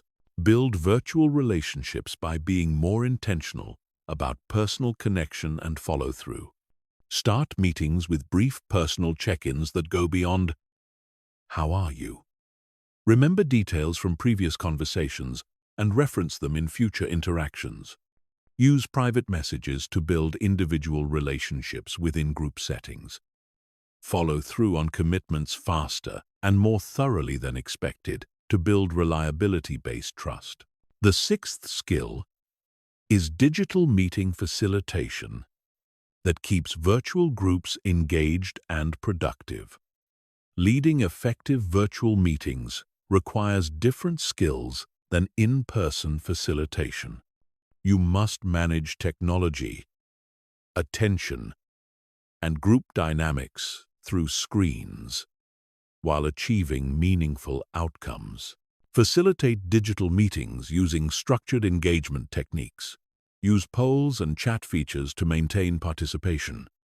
Call on people by name more frequently than you would in person.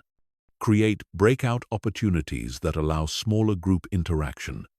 Summarize key points visually using shared screens. End with clear action items and individual accountability to maintain momentum after the meeting ends. The seventh principle is cross-platform communication optimization that adapts to different digital environments. Email requires different approaches than instant messaging, which differs from video conferencing, which differs from collaborative documents. Elite digital communicators adjust their style and strategy based on the platform's constraints and opportunities. Optimize platform communication by matching your approach to the medium's strengths. Use email for detailed information sharing and formal requests. Use instant messaging for quick coordination and relationship maintenance. Use video calls for complex discussions and relationship building. Use collaborative documents for group input and transparent decision-making.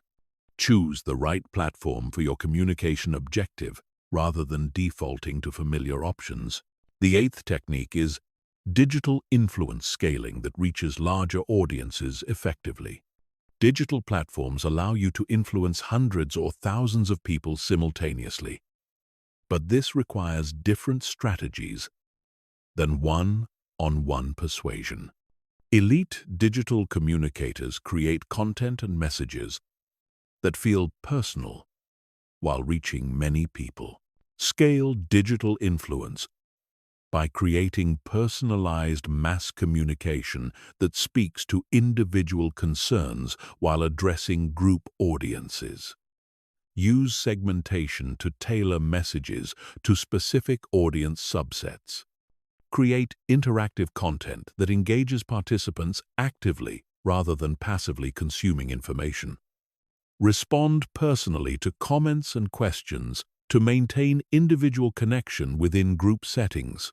The final mastery level is digital authenticity that builds genuine connection through technology. The biggest challenge in digital communication is maintaining authentic human connection when technology creates barriers to natural interaction. Elite digital communicators overcome these barriers to create real relationships and meaningful influence. Achieve digital authenticity by being more intentional about expressing genuine interest, concern, and appreciation through digital channels. Use voice messages when appropriate to add personal touch to text communication. Share appropriate vulnerability and personal insights that help others connect with you as a person.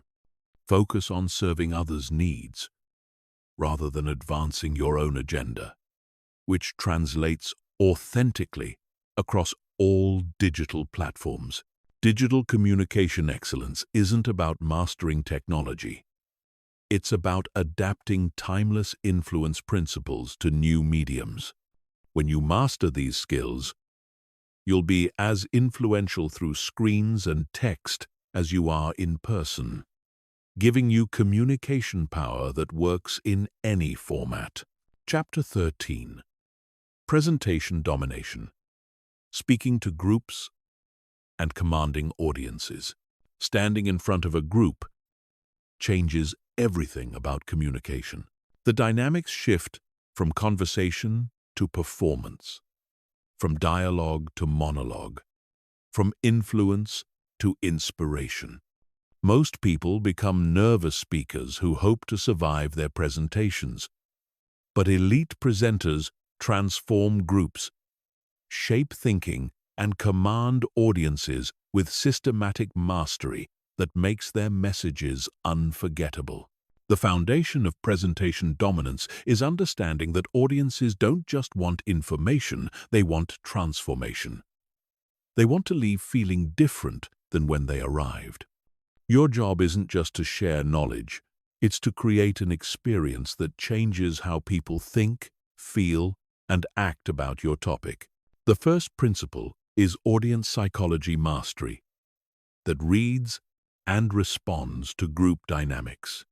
Individual conversations allow you to adjust in real time based on immediate feedback, but group presentations require you to read collective energy and respond to aggregate reactions. Elite presenters develop sensitivity to group moods and know how to shift energy strategically. Master audience psychology by scanning the room continuously for energy levels, engagement signals, and collective reactions. Look for clusters of nodding heads, patterns of note-taking, shifts in posture, and changes in attention. When energy drops, inject interaction, change pace, or tell a story. When confusion appears, clarify immediately. When resistance emerges, acknowledge it directly and address underlying concerns.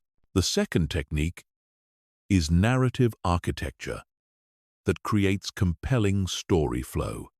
Great presentations aren't collections of information. They're journeys that take audiences from problem awareness to solution understanding to action commitment. Elite presenters structure their content as stories with clear beginning, middle, and end that feel inevitable and satisfying. Structure, narrative, architecture, using the problem agitation solution framework enhanced with personal stakes. Start by establishing a problem your audience recognizes. Agitate that problem by exploring its consequences and costs. Present your solution as the logical resolution to the established problem. Throughout, make the stakes personal by showing how this affects each audience member individually, not just their organization or industry. The third skill is vocal command that projects authority and maintains attention. Your voice is your primary tool for controlling audience energy, attention, and emotion. Most people speak in monotone patterns that lull audiences to sleep, but elite presenters use vocal variety strategically to create engagement and emphasize key points. Develop vocal command through intentional pace, pitch, and volume variation. Slow down for important points to let them sink in. Speed up during transitions to maintain momentum. Lower your pitch to convey authority and importance. Raise your pitch to express excitement or urgency. Vary your volume to create intimate moments and powerful crescendos. Use strategic pauses to create emphasis and allow processing time. The fourth principle is physical presence that fills the space and commands attention. Your body language communicates before you speak a word and continues to reinforce or undermine your message throughout your presentation. Elite presenters use movement, gestures, and positioning strategically to enhance their influence. and maintain engagement. Command physical presence by claiming appropriate space without appearing aggressive. Move with purpose rather than nervous pacing. Use gestures that support your words rather than distract from them. Make eye contact with individuals throughout the audience to create personal connection. Stand tall and open to project confidence and accessibility. Your physical presence should reinforce your verbal message consistently. The fifth technique is interaction design that maintains engagement without losing control. Passive audiences lose attention quickly, but interactive presentations can spiral out of control if not managed properly. Elite presenters design interaction that serves their objectives while keeping audiences engaged and on track. Design strategic interaction through planned questions, polls, discussions, and exercises that advance your presentation goals.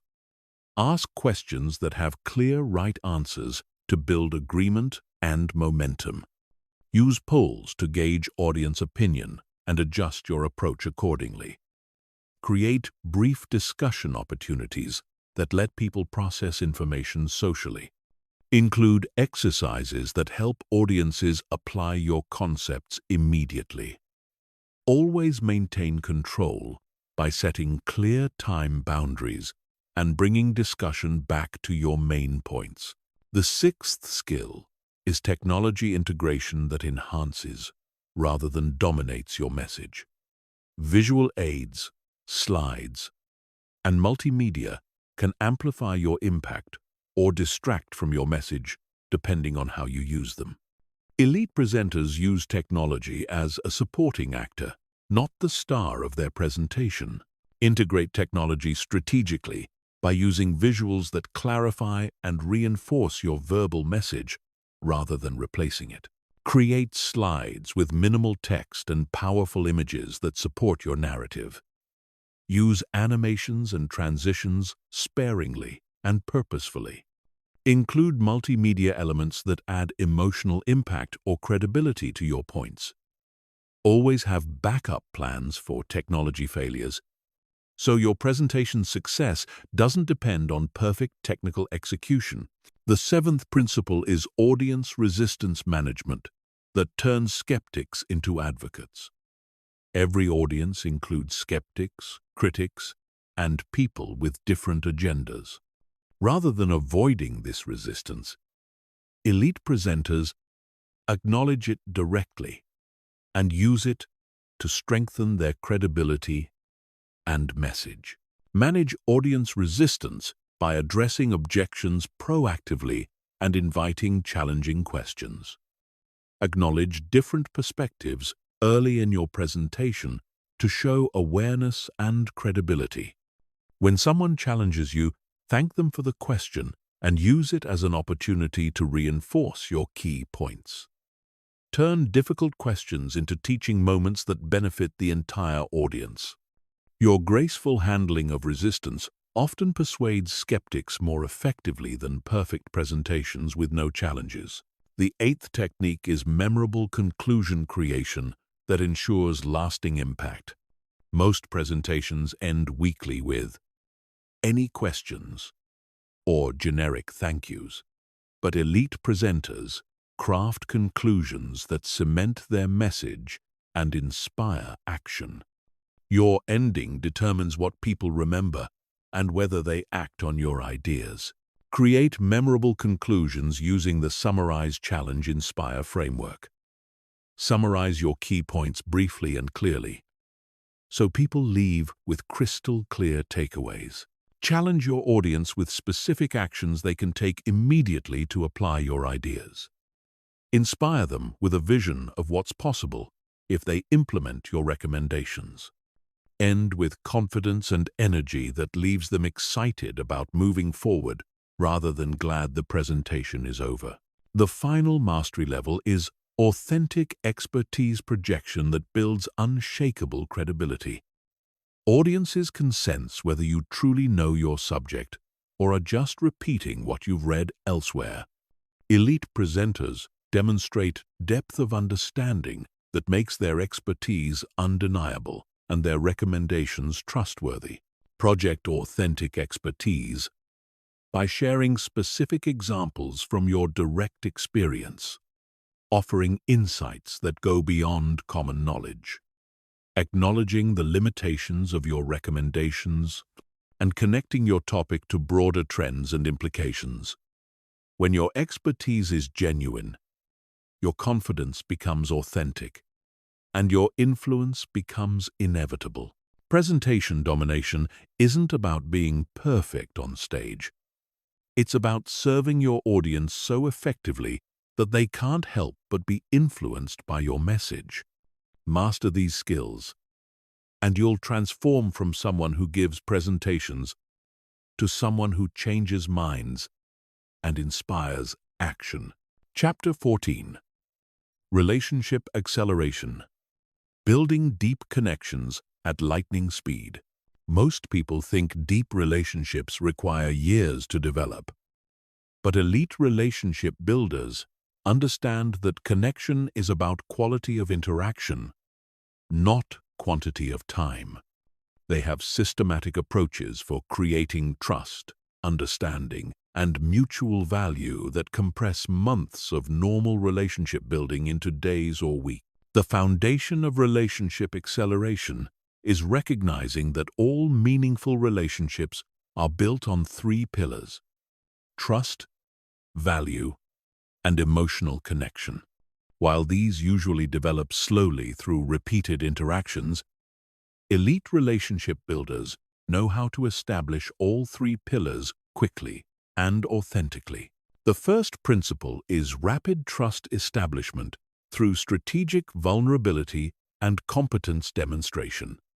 Trust comes from believing someone is both capable and benevolent, that they can help you and want to help you.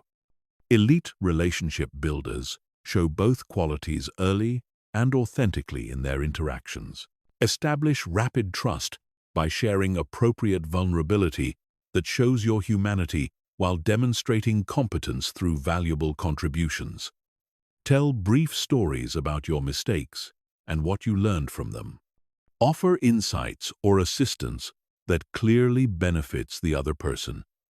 Ask thoughtful questions that show genuine interest in their success. Follow through quickly and thoroughly on any commitments you make, no matter how small.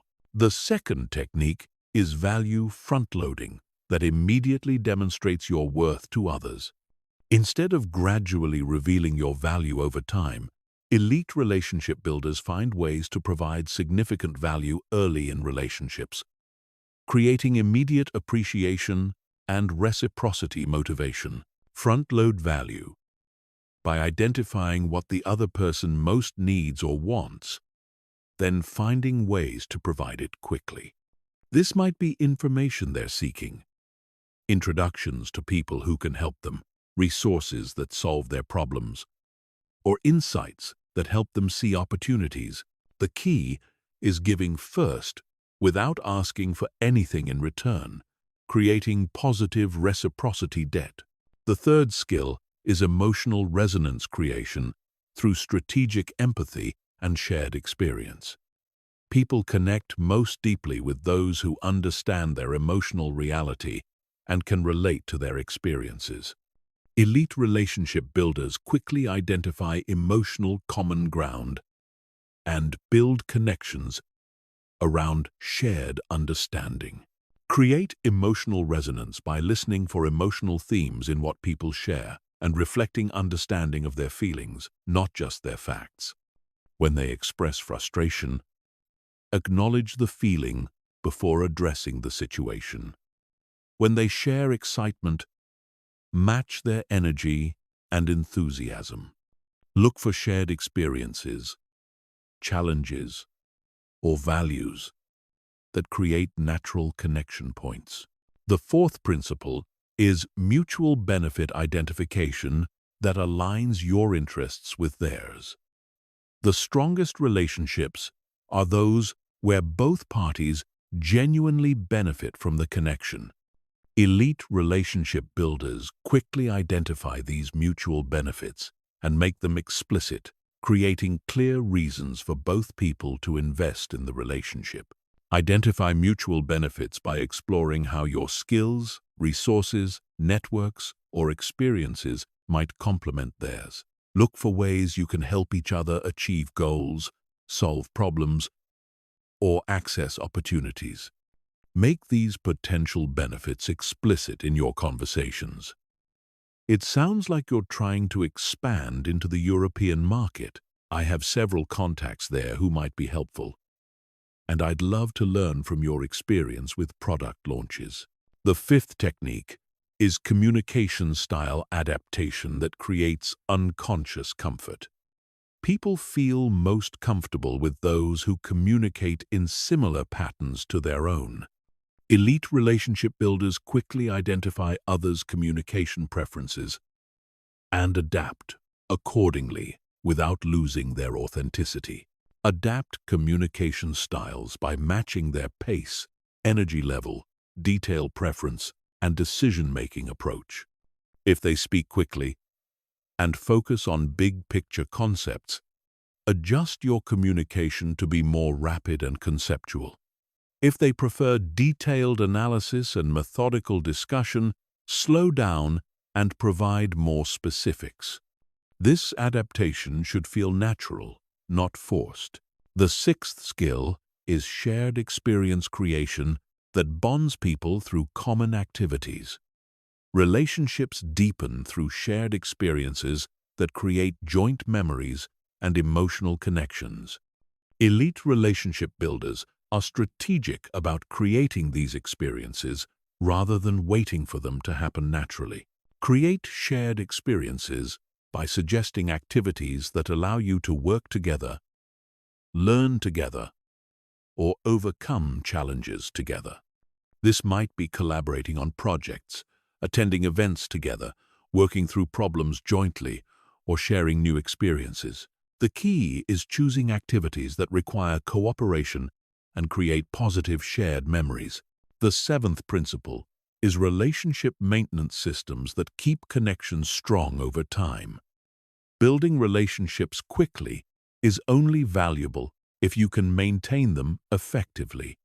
Elite relationship builders have systems for staying connected and continuing to provide value even when they're not working together actively. Maintain relationships systematically by creating regular touchpoints that provide ongoing value. This might be sharing relevant articles, making helpful introductions, checking in on important projects, or inviting them to valuable events. Use calendar systems to remind yourself to reach out periodically with something useful rather than just social contact. The eighth technique is network integration that amplifies relationship value. Individual relationships become more valuable when they're part of broader networks. Elite relationship builders connect their contacts strategically, increasing the value they provide while strengthening their position as network connectors. Integrate networks by making strategic introductions between people in your network who could benefit from knowing each other. When you connect two people who create value for each other, you strengthen your relationship with both. This positions you as a valuable connector and increases the likelihood that others will reciprocate with introductions that benefit you. The final mastery level is authentic relationship building that creates genuine, long-term connections. All the techniques in the world won't create lasting relationships if they're not built on authentic interest in others' success and well-being. Elite relationship builders genuinely care about the people they connect with, which makes their strategic approach feel natural rather than manipulative. Build authentic relationships by developing genuine interest in others' success, challenges, and goals. Focus on how you can help rather than what you can get. Celebrate others' victories and provide support during their challenges. When your relationship building is driven by authentic care for others, Your strategic approaches feel natural and create lasting connections. Relationship acceleration isn't about manipulating people into liking you. It's about efficiently building the trust, value, and emotional connection that form the foundation of all meaningful relationships. Master these principles, and you'll build deeper professional and personal networks faster than you thought possible. Chapter 15. Communication Mastery Integration. The Elite Performer's Operating System. Everything you've learned in this audiobook represents individual tools and techniques, but true communication mastery comes from integrating these skills into a seamless operating system that works automatically under any circumstances. Elite communicators don't think about which technique to use in each moment. They've developed intuitive mastery that adapts fluidly to any situation. The foundation of communication mastery integration is understanding that excellence comes not from perfect execution of individual techniques, but from developing the meta skills that allow you to read situations accurately, select appropriate strategies quickly, and adjust dynamically as circumstances change. The first principle is situational pattern recognition that instantly categorizes communication contexts. Every communication situation falls into recognizable patterns, and once you can identify the pattern, you know which tools and approaches will be most effective. Elite communicators develop extensive pattern libraries that allow instant situation assessment, master pattern recognition, by consciously categorizing every significant communication encounter you have. Is this a negotiation, persuasion, conflict resolution, relationship building, or authority establishment situation? What are the stakes, power dynamics, emotional states, and constraints? The more patterns you consciously recognize and categorize, the faster your unconscious pattern matching becomes. The second technique is strategic flexibility that adapts to changing dynamics in real time. Communication situations are fluid, and what starts as one type of interaction often evolves into something completely different. Elite communicators read these shifts and adjust their approach seamlessly without losing effectiveness. Develop strategic flexibility by practicing transition between different communication modes within single conversations. Start a presentation and shift to negotiation when questions arise. Begin a casual conversation that becomes conflict resolution when tensions emerge. The ability to change approaches fluidly while maintaining your objectives separates masters from practitioners. The third skill is systematic preparation that creates authentic confidence in any situation. Elite communicators don't just prepare content. They prepare psychologically and strategically for the full range of dynamics they might encounter. This preparation creates unshakable confidence because they're ready for anything. Systematize preparation by developing pre-communication routines that address content, psychology, and strategy. Review your objectives and success criteria. Anticipate the other party's goals, concerns, and likely responses. Prepare your key points and supporting evidence. Visualize positive outcomes and practice responses to challenges. This systematic approach creates confidence that comes from genuine readiness. The fourth principle is emotional mastery that maintains peak performance under pressure. All communication techniques break down if you lose emotional control. Elite communicators have developed emotional regulation skills that allow them to stay strategic and effective even in high-stress, high-stakes situations. Master emotional regulation through consistent practice of stress inoculation and recovery techniques. Regularly put yourself in challenging communication situations to build tolerance for pressure.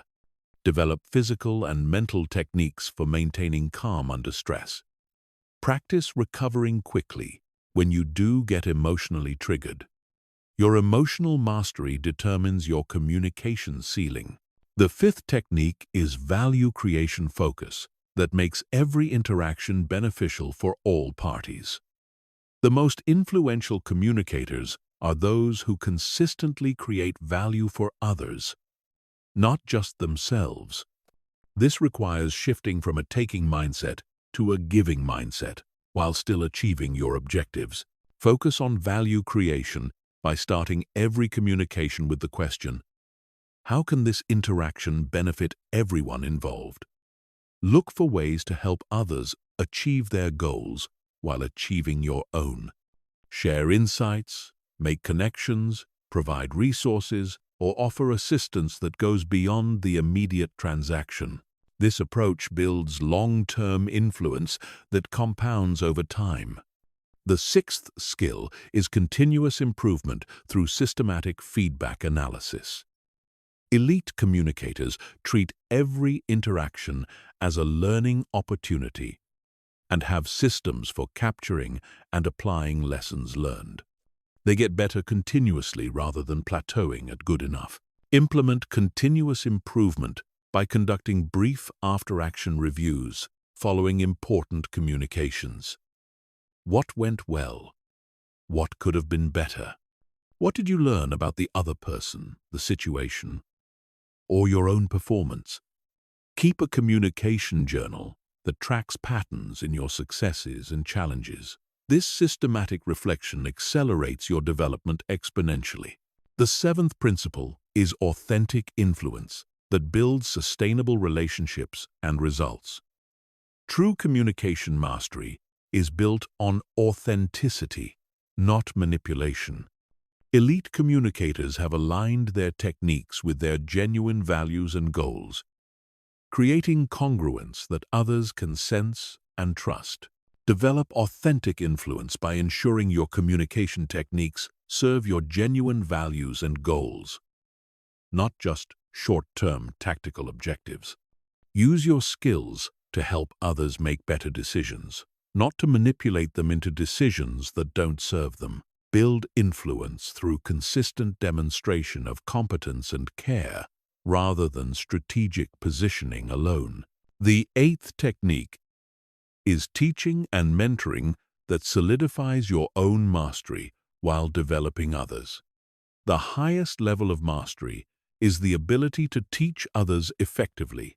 Elite communicators regularly share their knowledge and help others develop, which reinforces their own skills while expanding their influence.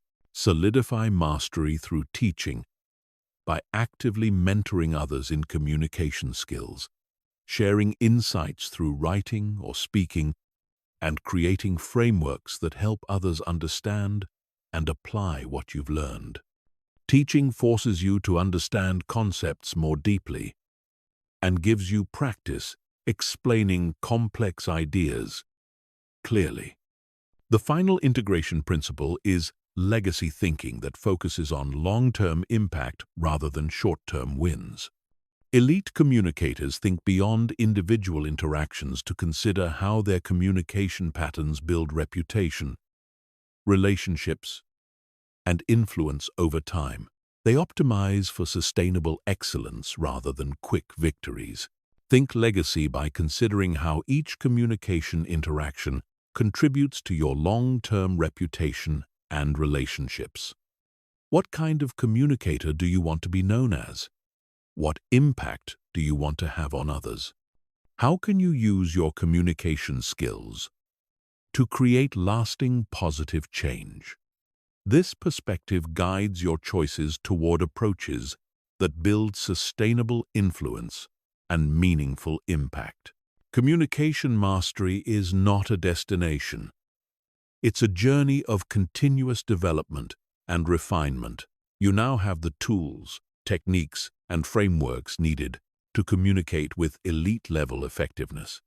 The difference between knowing these principles and mastering them is consistent practice, systematic improvement, and authentic application. Your communication skills determine your ability to influence, lead, build relationships, and create value in every area of your life. Master these skills, and you'll master your ability to shape your world through the power of strategic communication. The conversation starts now.